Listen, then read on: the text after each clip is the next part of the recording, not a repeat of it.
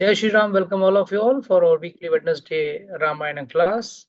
So we are reading from the Valmiki Ramayan, shloka by shloka, and try to understand the hidden secrets, the hidden jewels inside the Ramayana. So we have already completed 13th Sarga, 14th Sarga, we are in the 27th or 28th verse. So request Damini Mataji to read for verse number 27 to have a proper recap. The pillars were nicely covered with beautiful cloth and worshipped with fragrant flowers. The pillars were as radiant as the shining Saptarishis, 7 sages in heaven. So this is a description of the Yajna which was made for the Ashwamedha Yajna, followed by which there is going to be Putra Kamishti Yajna. So for this, the Yajna has been made ready, and now Valmiki ji is describing how beautifully the Yajna is made with the details of the various sizes of the wood used and everything in detail. Please read, Mother. The bricks that were prepared to be used in the fire altar were well designed with perfect measurements as per the rules. Brahmanas, who were experts in sacrificial craftsmanship, designed that fire altar with those bricks.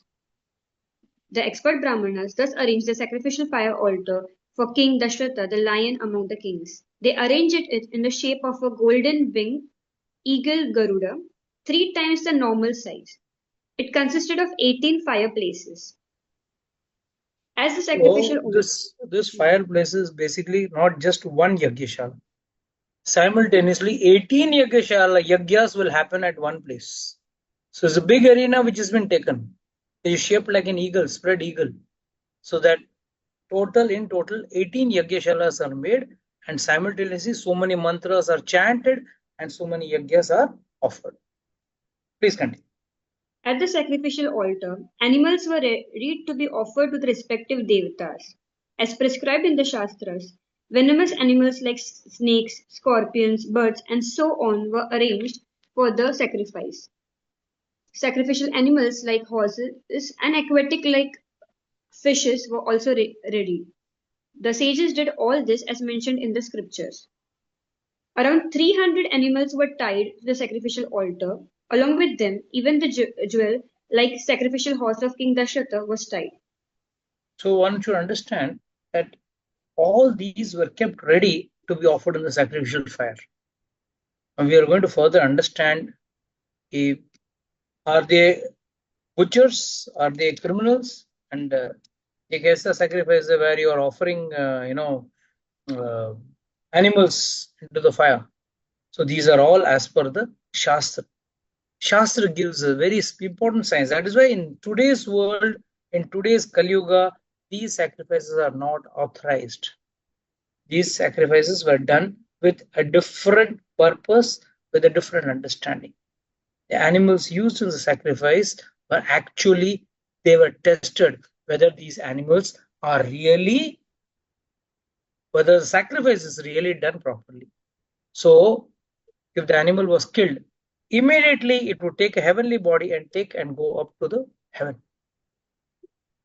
Or a new young one would be ready. The new animal, young one will be ready. This is to confirm that the yajna has been executed perfectly well without any problem.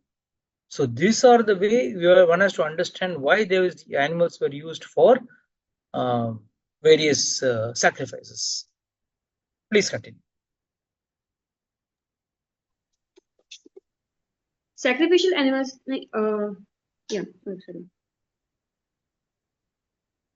Around 300 animals were tied to the sacrificial altar. Along with them, even the jewel-like sacrificial horse of King Dashratha was tied.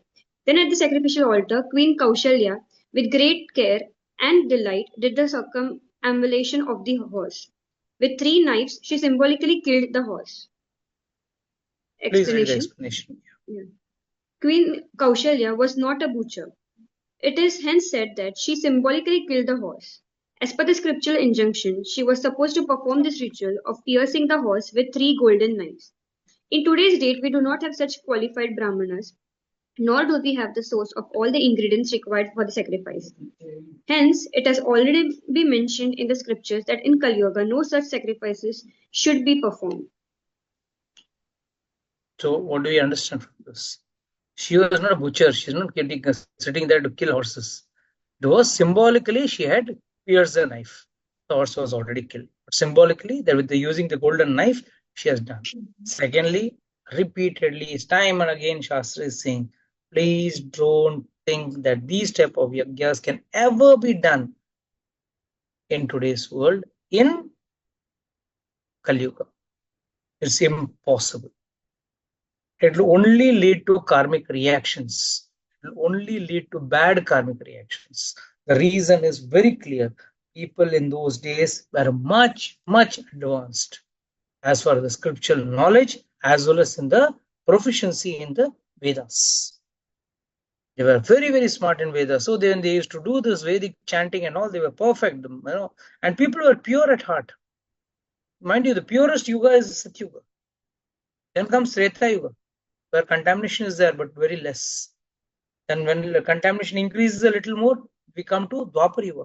But finally, it is Kali Yuga, where the contamination is maximum in the mind. And in Kali Yuga, people can't focus on one thing. Because the focus of life only becomes on merrymaking.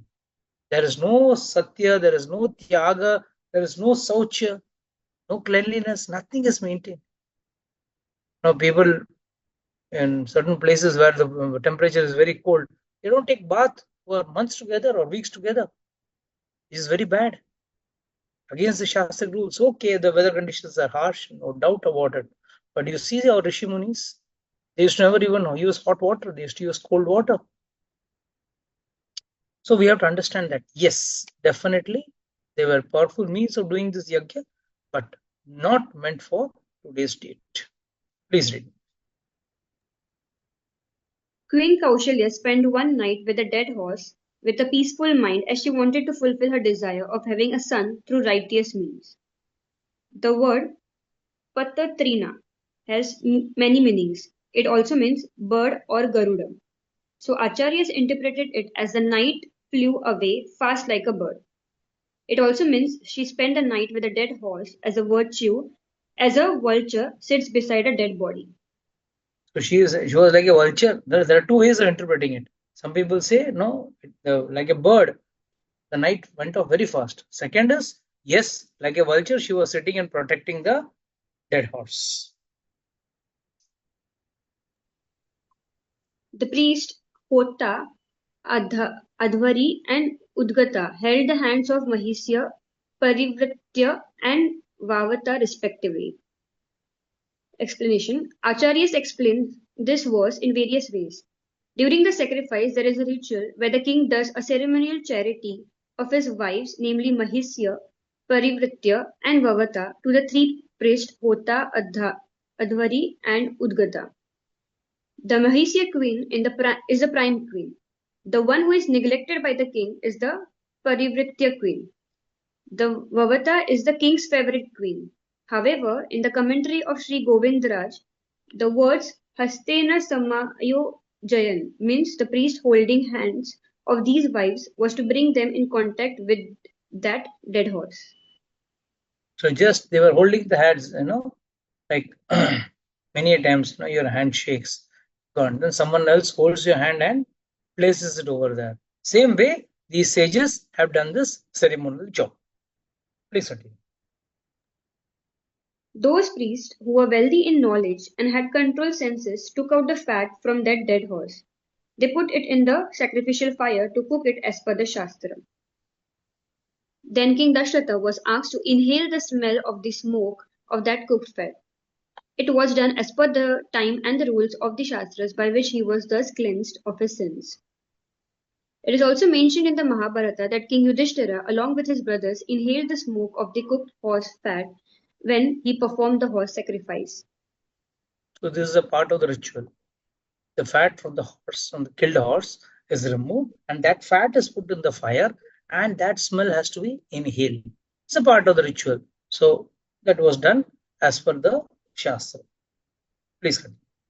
The 16 Brahmanas of the sacrifice then offered all parts of the horse body into the fire with mantras according to the scriptural procedure.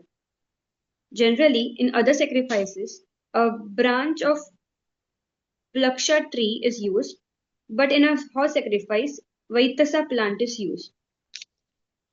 See, when they are saying 16 Brahmanas did offer the parts of the body with various mantras, means every part of the body which was offered had a specific mantra, not a common mantra. When they're offering the head, they're offering the limbs, they're offering the body. Every part of the body had a specific mantra, and as per that specific mantra, the oblations were offered in the sacrificial fire. Please continue.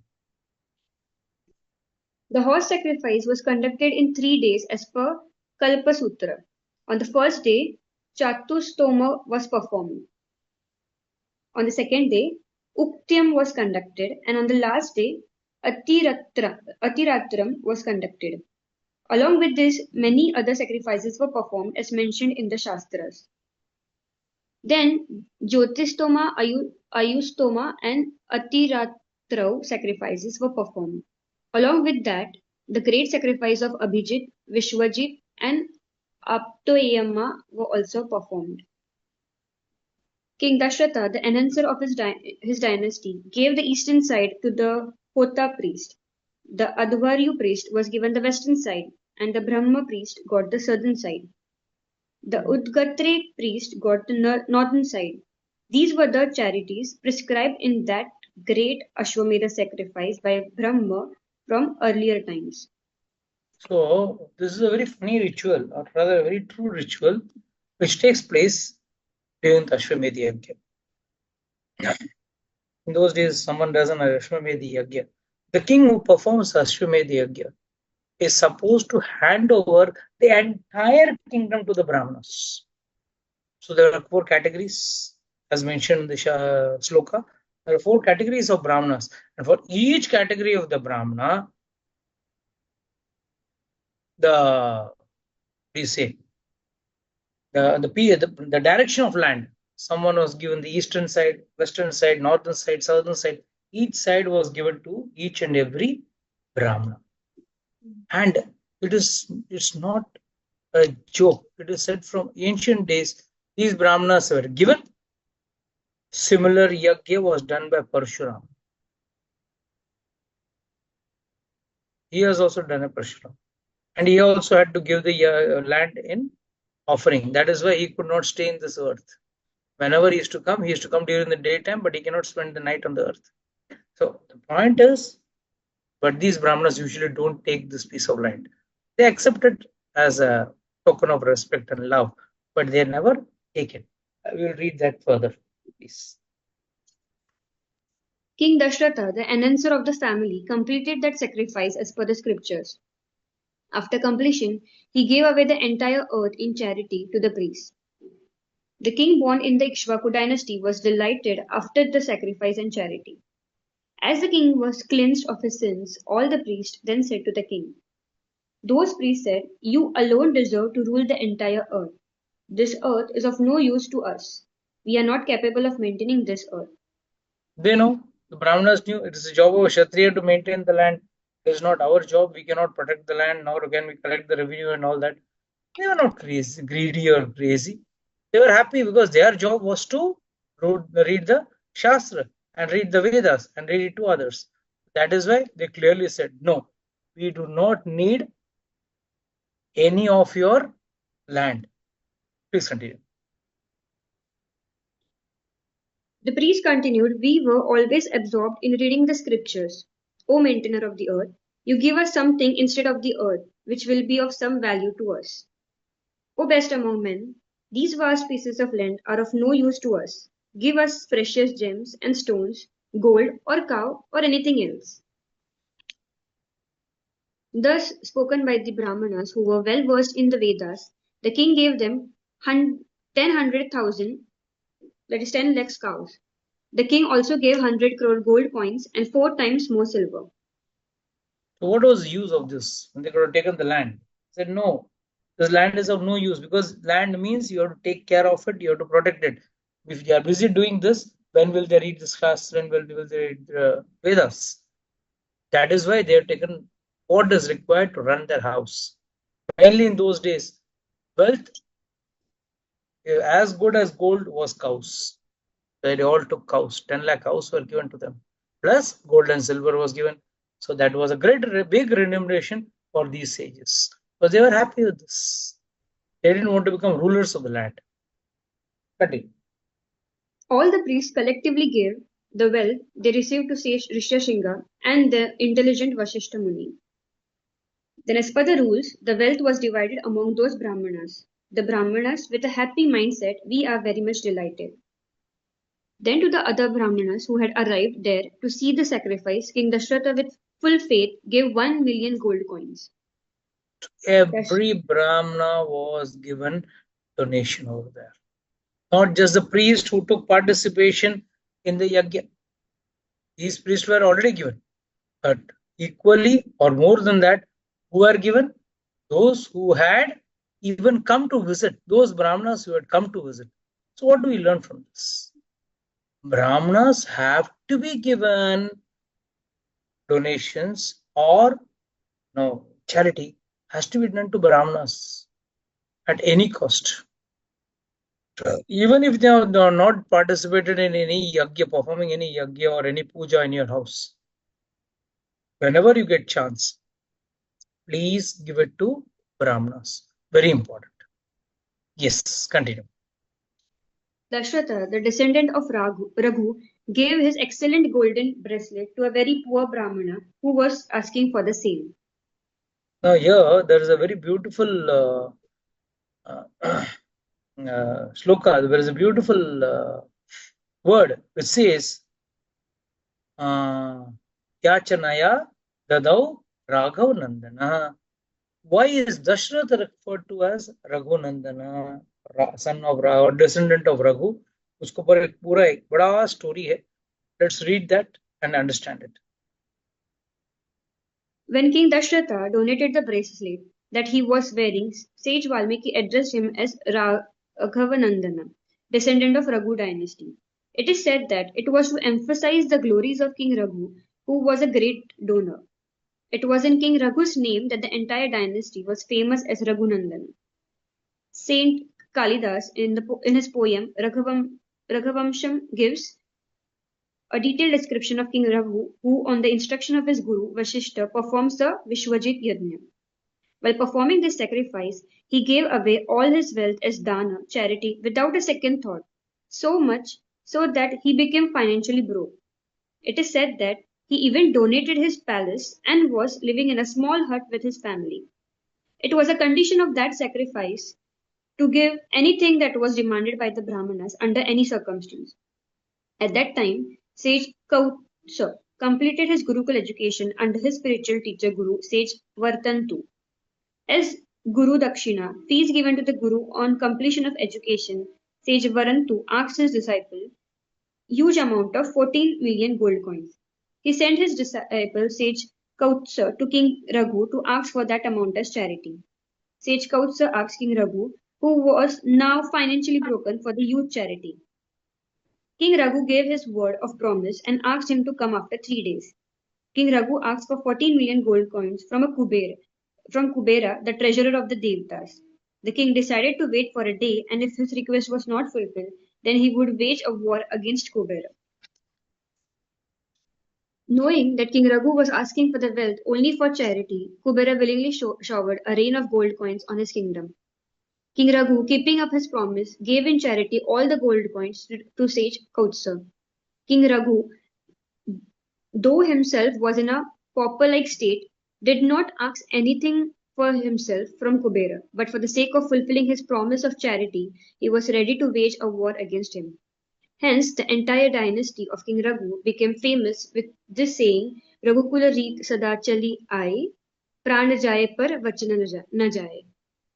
Very, very important story to understand, and rather not just the story. It's a true incident which happened in the Raghuvansham. It has never happened with anyone else earlier. So, Acharyas interpret this in a very various way. I'll just share with you one of the style in which it was explained. It is said that once when, by the way, most of you all were there with me in Ayodhya Yatra. If you remember, there was a place called Swarna Khanit Kunda. He had gone when the Ottawalas were not knowing this Yes, place. Rohit.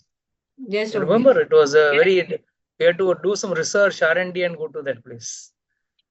But that is the place where this entire incident of King Raghu happened. King Raghu was staying in a hut after doing this Viswajit Yagya. Again, there also donations have to be given, big, huge donations. And this King Raghu also gave great donations. And then he was staying in a hut. That is the time when the sage sent a student in Garudaksha, get me 14 million gold coins. कहाँ से लाएगा 14 million? He thought, okay, the king will give me. So he came actually because the donation was going on. But by the time he could reach, the king had already finished the yagya and sent back all the people over there. So he was wondering how to ask. The King Raghu asked him, what do you want? Why have you come? No, my master has sent me here to ask for some 14 million gold coins. But seeing your pathetic condition, you're living in a house, in a hut, not in your palace, and there are only a couple of earthen pots in your house. You don't have any wealth left. Neither your queens are wearing any rich golden ornaments. How are you going to give me 14 million, 14,000 points? So rather, I would go back. The king said, wait. I have given a promise that I will give whatever the Brahmanas ask. Don't worry. If I don't have, don't worry. Give me 3 days time. I'll arrange it for you. He was sitting there quietly for 3 days. So immediately, King Raghu went and prayed to Kubera. Kubera is the financer, treasurer of the Devaloka. He has got a lot of wealth. Treasurer means a lot of wealth. He said, please give me 14,000 gold coins. I need to give it to someone. I mean, Kubera was like silent. He didn't say anything. That time, he was wondering why Kubera is not giving, though he had time. He said, let us wait for a day. He may not give me immediately, but we'll wait for a day. If he still doesn't give, then in those days, kings used to wage wars on, could go travel to Devaloka, so heavenly planets, not a problem. He said, now I'll take my army and wage a war against Kubera and take this 14,000 million gold coins. See how strong or how powerful they were, adherent to their words and promises given. Immediately, Kubera also knew his intent. He's a very nice person. And just for the fun of it, Kubera showered a few coins more than 14,000. Okay. So he showered a few thousand coins more. And the way those coins fell from heaven was so huge that just imagine, घर में अगर कुछ 2-4 coins गिर जाते हैं तो ये घर में टांग टुंग आवाज आती है. Just imagine 14 million coins falling from heaven. How far it is falling. It made a small kund. That is why Swarna Khandit. Khandit means dug dug by gold, means gold coins. So this whole kund. Immediately, all the devatas were very happy that he was given. But Raghu collected all the coins. This happened somewhere in the night, early morning. So Raghu went and collected all the coins. He found them to be more than 14,000 coins. So Acharya say next day morning, this sage came to collect, this disciple rather, he came to collect. Raghu said, take these coins. He said, I don't need so many coins. My guru has told me 14,000 coins, give me 14,000 coins. He said, see, I asked for 14,000 coins, but more coins have fallen down. Now I have not asked for myself. I asked for you, but since more coins have come, you take. He said, no, I will not take. I will take only 14,000. Now, why this situation is very funny? Just imagine in Kali Yuga such a situation comes. Would anyone give excess? Or rather, would anyone accept or not accept excess? Suppose someone comes from some institution asking for money. You say, no, I will not give you this much, I'll give you more. No, I want only this much. Will he say, acha hai, lao, or lao. And person who is ready to give, he will say, if in today's date, I have promised you only 14,000, I'll give 14,000. Rest to mera hai, bhai. It is mine. I need to possess it. So this is the temperament of King Raghu. I have asked for charity, I'll do it for charity. But to fulfill the charity, if required, I will go and take the sword and go to fight. This is the greatness of King Raghu. That is why the whole dynasty got the name Raghukul, Raghu Kakul. And that is why the famous saying is there, na Raghukul read Sada Chariyai, Prana Jaya par Channa Jaya. In war, he could have lost his life also. But he was ready for the loss of his life. But at that cost also, he said, I will, at any way, will fulfill his vow. Vow given to the Brāhmaṇa. So this is a quality of the Vamsha in which Ramchandraji has taken birth. Please understand how virtuous people were, how truthful people were. Today also we speak the truth, but how weak our truth is, how malleable and how ductile our truth is. It changes with time, situations, everything it changes. Whereas in those days, words meant a lot. Just because King Dashrath had given a word to Kaikai, Ramchandra said, no, I will fulfill my father's vows. He has given a boon to you, I will fulfill it. It's my duty. And today's date, anyone happy, if such a thing would happen, what would he say? Papa, aapne promised kiya, you fulfill. I have not promised. It's not my concern. It's not my forte. It's your outlook. It's not my outlook. But that's not the case in those days. Everyone was ready to sacrifice for each other.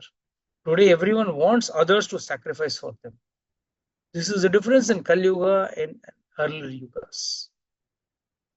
Bharat was ready to sacrifice the kingdom for the sake of Rama. He says, the Ayodhya Kandi clearly says, you come and rule the kingdom. He tells Rama, you come and rule the kingdom. I will go to the forest and stay for the number of years which you have promised, and I will come back. So our father's word will be fulfilled. So many options he gives. There's another situation where it is said, as per the Shastra, if there is an catastrophical time or a devastating time, 14 days is equal to 14 years. So he says, Bharata comes and tells Rama, you have spent 14 years. Because you have spent 14 days in such bad situation is equal to 14 years. Now come back. A similar situation arose in the Mahabharata also, when they were given 12 plus 1 years to spend in Vanavas and 1 year Agyatas. So you can see that in Mahabharata, when the 13th day was over, 14th day, Arjuna, Nakul, Sahadev, Bhim, everyone is ready with wearing their kingly dresses, ready to go back to the kingdom. And Vidur also comes. He says, yes, this is a part of our, rules. And it's as per the rules. So you please come. I come to take you all. That time Yudhishthira Maharaj says, no, I will not come. The reason why he says I will not come, he says for me 13 years means it should be 12 plus 1. That is 12 years of Vanvas and year of Agyatavas. I don't want to go. You all want to go, you go. I will not. So the entire Pandavas stay back. This was only to highlight this Shastric principle. Yes, in case of an emergency, in case of an untoward situation, if at all it arises, one can equate the number of years to the number of days. But Ramchandra said, no, for me 14 is 14 years. I'll fulfill 14 years and I'll come back to you. And that Bharata also puts a condition. Okay, on the end of the 14th year, if you are not ready, I will jump into the fire. Means I will not wait for one more day also. Rama says, okay, don't worry, I will come back to you.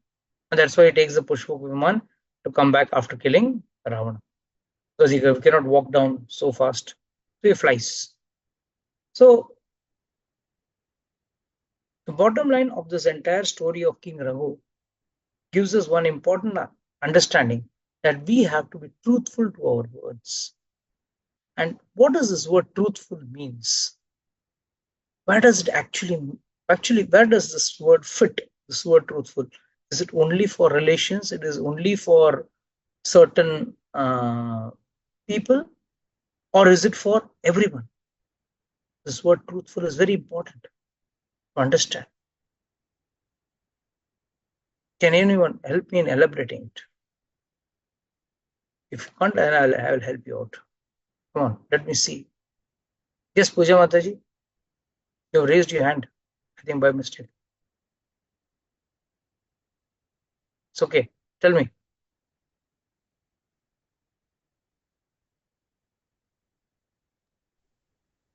Yes, Chandrakant Prabhu, tell me.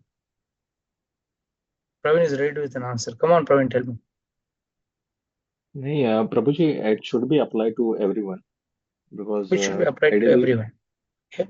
yes, No. because of But I the go and one step ahead. it's Today, in today's world, but the same Krishna told the Pandavas, especially Bhima and Yudhishthira, to tell a lie also. So crooked, right? Krishna is telling Yudhishthira, yes, if I am going to kill Ashwatthama the Hathi, the Bhima is going to kill Ashwatthama the Hathi, the elephant, and you have to say yes, Ashwatthama is killed. Yudhishthira says, no, I am Satyavadi, I cannot tell lies. How can I tell lies? I have to tell the truth. So what does this mean? One here we see one person, just for the commitment made to a Brāhmaṇa for 14,000 coins, is ready to fight a war with this thing just to stick to his commitment. And here Krishna is telling, in the midst of the war, God himself is telling, tell a lie. Now how is this to be understood? Yes, Praveen, now what is your take on this? Prabhu ji, as per my understanding, Lord knows everything, so he wants to, you know, there is some leela behind whatever he do or whatever.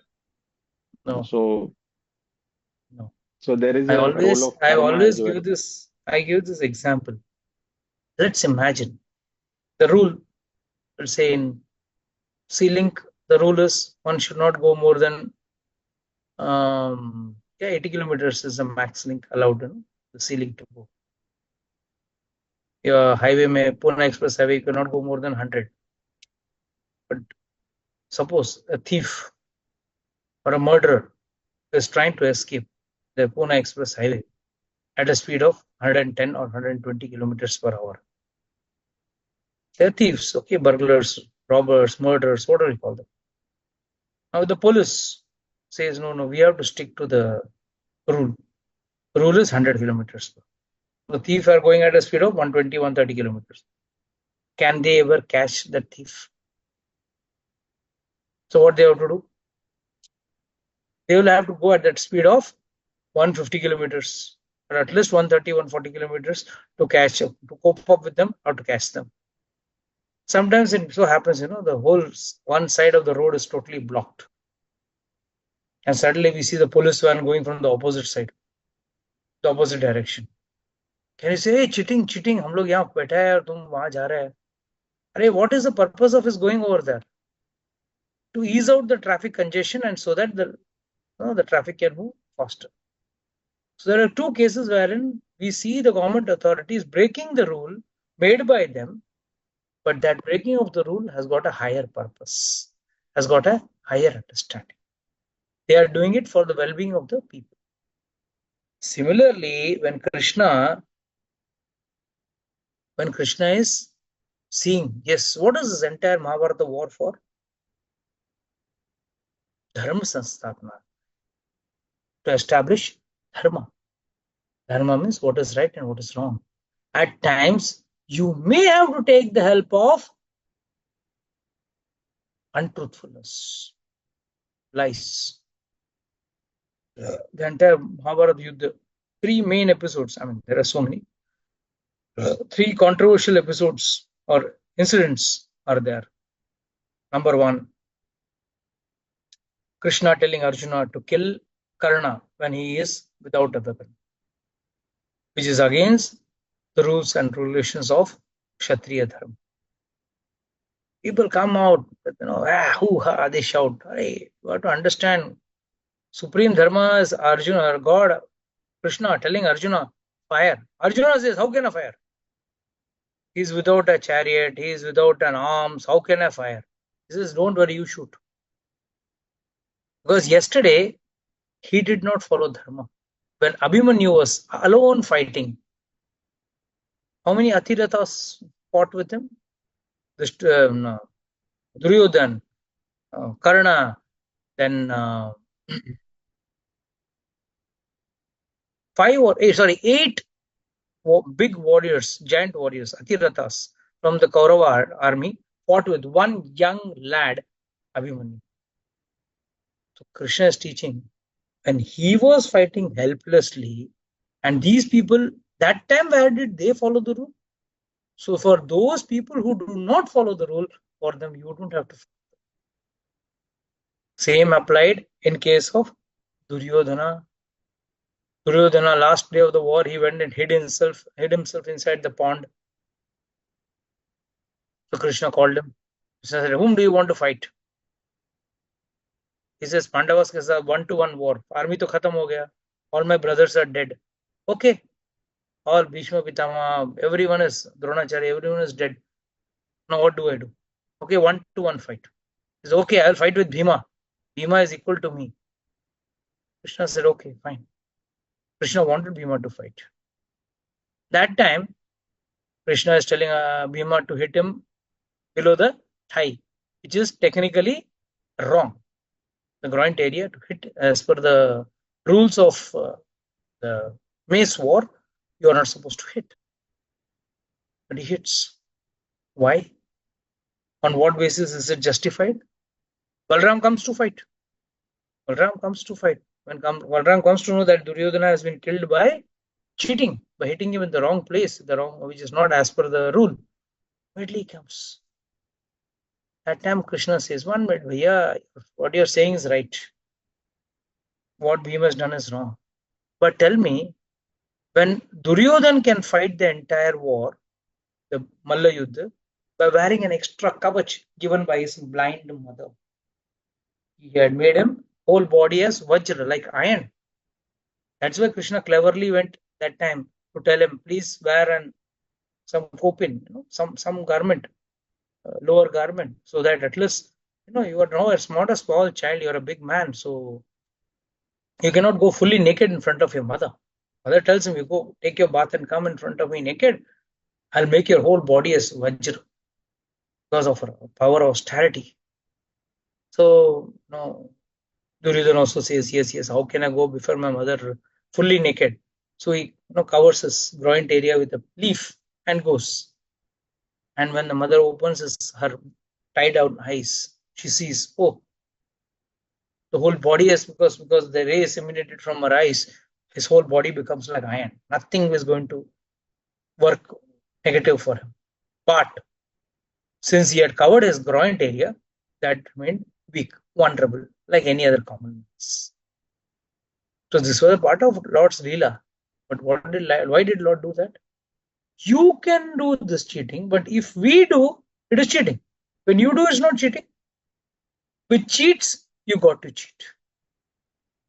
Whereas here, in case of Raghu, so what are the 3 examples? And the third is Ashwathama's killing. There also Krishna is telling Yudhishthira, you tell a lie. And there, after telling the lie, Duryodhana gives up his life. Why? Why? Okay. There are so many ways in which first mistake, what did Dronacharya do? He took the side of Kauravas instead of Pandavas. He did a big mistake. When you serve the wrong side, even if you're a good person, you have to pay the consequences or the prices of it. I always give this example. Just imagine if you are a CA, a good accountant, a good CA, but you are a CA of the underworld, some big don, and the police catches you. Are they going to leave you? You can say, I have never done any killing, I have never done any wrong activity, I am just looking after the accounts. He says, okay, you're looking after accounts of a bad man, so you're also bad, you also go behind bars. Similarly, if you're working from the side of a bad man, you have to pay a price, and that's what happened with the entire good people, so-called Bhishma Pitama, so Dronacharya. They had also to face, though they had not done any major crime. So this is also a lesson which Mahabharata gives to the common man. However, coming back to the story of King Raghu, Raghu Maharaj was righteous. He was doing it for fulfilling his truth to the commitment towards dharma. We have also got to be truthful to our commitment towards dharma. This is the message which King Raghu gives us. How many of us are truthful in chanting our rounds? How many of us are truthful in remembering the Lord's name? How many of us are really truthful in following the rules and regulations? No meditating, no intoxication, no illicit sex, no gambling. How many of us are really strict to that? How many of you are strict to the rules? No, I will not eat onion garlic. I will eat offered food. Or at least I will eat sattvic food. So truthfulness is an ornament for a devotee. For a person who is righteous, who is virtuous, for him, truthfulness is an integral part. ये कोई मेहरबानी नहीं कर रहा. But at the same time, Lord is giving us a word of caution. Yes, you have to be truthful, but at the same time, please remember, certain places you got to tell a lie, and that is allowed as per the Shastra. Whenever there is dharma which is at stake, your life is at stake, a Brahmana or a cow's life is at stake, someone's marriage, a girl's marriage is at stake, or you are in a romantic mood and you're praising your wife or your girlfriend, telling her, oh, you're most beautiful, you're beautiful than the moon. She may not be. You're telling a lie, but their lie is allowed because the lie is for a good cause, a romantic cause. And finally, last but not the least, in case of business, yes, as every businessman says, मैं कुछ कमाता नहीं हूँ, I'm just giving you for loss and all that. That such places, some minor places, there's a discount. There also you should tell lies in limits, not with crossing all limits. But yes, if your life is in danger, if a Brahmana's life is in danger, if a cow's life is in danger, one should protect that life by, if required, by speaking a lie also. So yeah, what the point we need to understand is, yes, when it comes to dharma, be truthful. Following dharma means if you are truthful, you are following dharma, but not frantically. When for you, dharma should be more superior.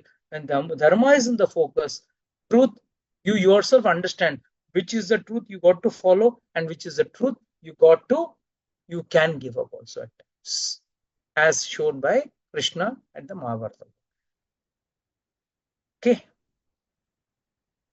we'll take one more verse. The king was pleased after giving the charity. As per the customs and out of affection, the king offered obeisance to the Brahmanas with his senses filled with joy. The generous king, who was the hero among men, offered obeisance on the floor to all the Brahmanas. Then the various Brahmanas chanted blessings for him. Yes, here you got to understand this. One may say, the king may say, I have given so much of wealth to you, now why should I pay obeisances to you? What is the need for me to pay obeisances? मैंने पैसा भी दूं और तुम्हारा पैर भी गिरूं. Why? So here, Acharyas give a very nice understanding. Acharyas say, Brahmanas, by your offering wealth to the Brahmanas, is not that important compared to the mercy of the Brahmanas on you by accepting you. The Brahmana is actually doing an obligation on you by accepting your wealth, because when you give your wealth, donate your wealth to him, he is actually accepting the sins along with the wealth. Why we do charity? Charity is meant for cleansing our sins. Charity is an integral part of our Shastra. Wherever you go throughout our country, in any Tirthasthal go, yes, there is a very great mahima of donation. It be 1 rupee or be countless money. Everything has its own relative importance. However, when a Brahmana accepts, since he is accepting the charity, the person, after giving the charity, also has to pay obeisances to him. As the king is paying obeisances over here, after giving them all the wealth, he offered them all the kingdom, or rather the whole world. They said, no, we don't want this land. Give us cow and wealth and gems. So he gave them 10 lakh cows and some gold, silver, and all that. After accepting that also, they were happy, satisfied. But the king was more satisfied. That is why it's specifically mentioned the satisfied. Satisfied because they have done an obligation by accepting that charity. And by accepting the charity, for accepting the charity, to express his gratitude, his thankfulness, he is falling down at the feet of those Brahmins. Okay, with this I'd like to close this session. We'll continue next week.